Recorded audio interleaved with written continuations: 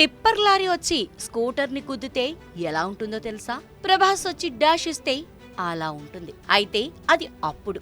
మరి ఇప్పుడు మనోడు డైనోసరాయే.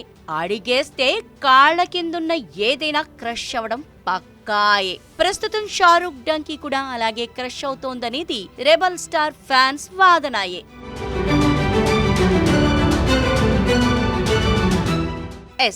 ప్రశాంత్ నీల్ డైరెక్షన్ లో సలార్ సినిమా చేసిన ప్రభాస్ ఆ సినిమాతో తన కటౌట్ రేంజ్ పెంచుకున్నాడు. ఫిలిం డైనోసర్ గా ట్యాగ్ వచ్చేలా చేసుకున్నాడు. ఇక తనకు పోటీగా వచ్చిన షారూక్ డంకీ సినిమాను కలెక్షన్లలో చిత్తుగా ఓడించి పక్కకు తప్పుకునేలా కూడా చేశాడు. దీంతో రెబల్ ఫ్యాన్స్ తాజాగా నెట్టింట రెచ్చిపోయారు. డైనోసర్ క్రష్ డంకీ అంటూ ఓ హ్యాష్ ట్యాగ్ ను ఎక్స్ లో ట్రెండ్ అయ్యేలా చేస్తున్నారు.